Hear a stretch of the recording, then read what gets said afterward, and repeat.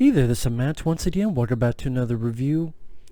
And I don't really review a lot of fan films, but I've had throughout the years quite a few people asked me about this. It was for free on YouTube and I saw it, and I enjoyed it so much that there was a limited run of Blu-rays which I thought was out of stock. I emailed them and luckily they did have another copy which I bought. Never Hike Alone, a Friday the 13th fan film. It's about 54 minutes long. I like that artwork. That's really cool artwork. Really like that. Now, Never Hike Alone, it was directed by Vincent DeSanti, starring Andrew Leighty. And first and foremost, what's great about this is it's a cool, simple concept, a survival movie, but with Jason in it. Where this hiker, he goes out, he's the type of guy who films survival videos or videos about exploring certain campsites, exploring the wilderness. You've seen this stuff on YouTube where they go to a place, they explore it, they film it, they upload on YouTube. So it's filmed like a regular film, but once in a while you get him filming himself. As he's filming, he comes across a sign on the ground and realizes, oh, this over here used to be Camp Crystal Lake.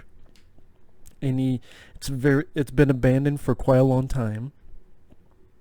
And then it becomes a survival story where Jason tries to kill him. There's a couple fights. He has to escape with his life.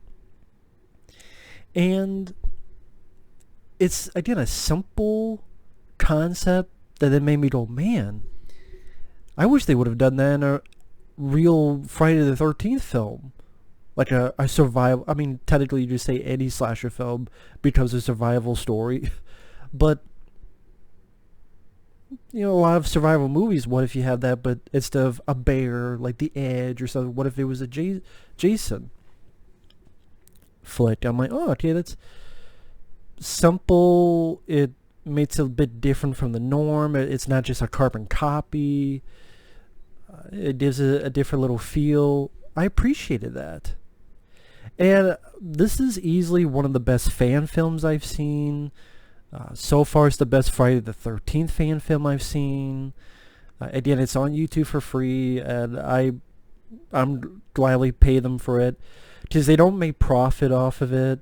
It's pretty much you pay, and it's either to get the disc and the artwork, so supplies, or they actually take the money, some of the money, and they put into a charity. I believe it's for forests, that get burned down during the fires. So, on top of that, my money went to a charity as well as having a fan film, which looked pretty good in HD. And has features, has a commentary, has a 30-minute making of, few trailers when it was promoting itself, which was cool to see. But the cast of the film, you could fit the cast on one hand. And most of that is just the lead guy, the character of Kyle, played by Andrew Leighty. So for the most part, it's a one-man show, and if that failed, the entire thing would fail. This guy did a solid job. He was likable. He was natural. He didn't feel fake or phony or a fraud. He did a really nice job at the lead role. And lo and behold, how refreshing is that? Granted, it's a fan film, but a lead guy in the role of a Friday the 13th. How refreshing. I mean, the closest you get to that is Tom Matthews in Part 6 and Jason Goes to Hell, John D. LeMay, which are two of my favorites. Not just because of that, but there's other reasons, but it's refreshing to go a little bit against the norm. And I'll say right here, I like this a lot more than that new Halloween 2018 film. And that's a big budget, or compared to this, theatrical movie. And this film didn't just seem like, This at least tried to do something, while Halloween 2018 was just, have you all that stuff you see before? Let's regurgitate it to Halloween's greatest hits. And I'd rather watch this than Halloween 2018 any day of the week, month, or year. It's a very well shot fan film. I mean, the cinematography looks great. It looks better than a lot of stuff I've seen in the direct-to-video market. You know, the cinematography wise and look wise. And like, there's a lot of beautiful aerial shots shooting the woods and the wilderness, and certain scenes where Jason is chasing and the way the camera is, you know, moving along with Jason. Certain editing choices, like there's a point where Jason gets up and then it fades, so there's a, how do I explain it? When it fades, the moon is revealed in Jason's eyes. So like, there's Jason's face and mask, you see the moon, and it fades away, and it's a transition. I'm like, okay, that was really neat. That's what I mean, like, watching the behind the scenes, you could tell there was a lot of passion behind this. There's a lot of, it was a passion project. They really worked their asses off, and I give kudos to that. Let's say that the cinematography, the way they set up the camera in certain shots, is not just they set the camera, okay, you guys walk by, move along, and so forth. Some of the battles that the guy has with Jason, granted it's a fan film, so there's nothing grandiose or anything, but still pretty damn good.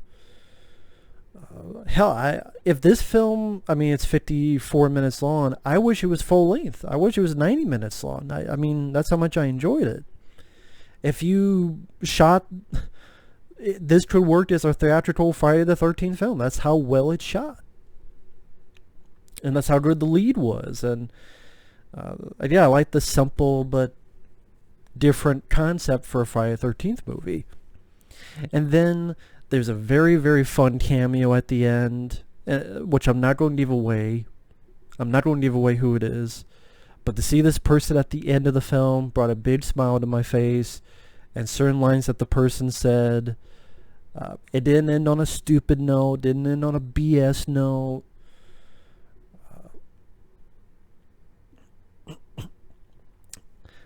For a good chunk of the time, the director himself played Jason, the Vincent DeSanti. Again, for a good chunk of the film, he played Jason. The look of Jason was really nice. The movements of Jason, I mean, hell, he did better than the guy in Freddy vs. Jason. So, I mean, like I said, the cinematography, the camera work, the lead, there's some good suspenseful moments. Like the first time you see Jason. That's an example of that. I'm not trying to give too much away for those who haven't seen it. The only two issues I have with it, the beginning music, like the opening credits music, I thought was overbearing, over dramatic, over the top, and I'm like, I don't know about this.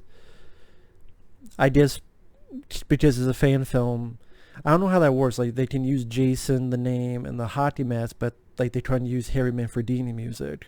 I don't know how that all works with it. But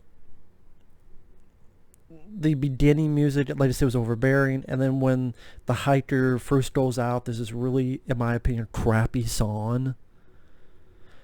After that, though, the rest of the musical score is more subtle. It's more subdued. I thought it was much better. But yeah, the opening title score and then the first song, I thought was really cringeworthy. Like, didn't care for that, but the rest of the score was pretty decent. The main issue I have with it is because of the concept, maybe also because of the budget they had. When you go see a Friday the 13th film, to be honest, most people see it for the gore, for the body count. This really doesn't have that. I mean, you have one gruesome kill that kind of counts, but it doesn't really count. If you see, you know what I mean by it doesn't really count. I mean, it's a good effect, But body count wise, it doesn't really count. Again, if you see, you know what I mean. And there's not really a body count. You don't really get much gore and much kills at all. And it's kind of like having, you get a burger, but then when you're served, it's only the bread and there's no burger. And you're like, where's the meat? So that's my only, I mean, yeah, the beginning music I have issue with, but the main issue is for a Friday the 13th fan film, there should be some kills. There should be some creative kills, some gore, things of that nature. That's kind of like, you know, making a Rambo film with no action. It's like, let's make a Rambo film, but there's really no action in it. It's... So here's a Jason movie, but there's no really creative kills in it. It's like, it's... But that's my only issue. And it shows how good this is, that for most, that would be the death knell. That would be like, yeah, this movie's, yeah, fuck this movie. It's fan film, I don't give a shit. Fuck this. Fuck them in the holes. Fuck the bonus. Fuck everybody. Fuck everything. Fuck it all. Just take the pills, and the pills are called fuck it all. But it shows how good this is, because if you look at, like I said, a survival movie with Jason, and not like a typical Friday the 13th film, but think of a 127 hours is not the right movie to use, but you know, The Grey, which I like this more than The Grey with Liam Neeson, honestly. But if you look at, yeah, that The Edge with Ethan Hawke, like that type of movie, but if Jason was in it, there's like, okay, I could deal with that missing, because everything I said before was well done. In the third act, where the characters go a little bit of PTSD when the way it was shot, and yeah, I don't want to give too much away. I thought that was interesting. And it made me yearn for more. It's like, man, I wish the film was longer. I mean, I wish they had like the backing to shoot was it 50, 60, 70, 20 more minutes. You'd have a little bit more of him in the woods and a little bit more of him fighting Jason, and then add in some random people just fucking around the woods and Jason kills them. A lot of that slasher film, don't go in the woods, or you may tear you into little pieces. Friends of mine, one or two friends of mine will know what movie I'm mentioning. Tear you into little pieces. You know, just random folks. Like, I think if you did that and then you release it in theaters, this would be a huge hit. I really do. And it that's sad that a fan film, to me, is better than a lot of theatrical films. Again, the simple concept, the performance of the male lead, the very fun cameo at the end. Jason looks good. He doesn't look hokey, doesn't look silly. The concept is not just a remake, regurgitation of the past. It's doing something a little bit different. And like I said, well shot, some nice aerial shots of the forest, and good looking fan film.